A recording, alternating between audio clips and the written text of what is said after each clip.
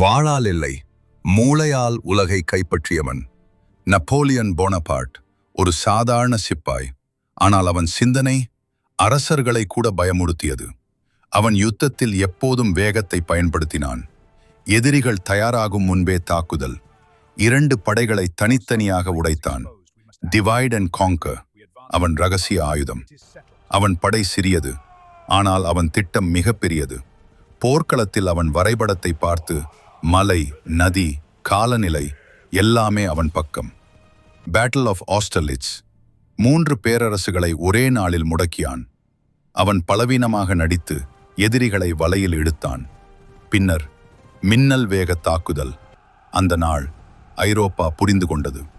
போர் வெற்றிக்கு வாள் தேவையில்லை, சரியான தந்திரம் போதும்.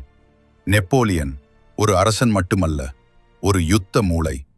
இன்னும் இதுபோன்ற மாபெரும் வரலாற்று கதைகளுக்கு ஃபாலோ செய்யுங்கள்.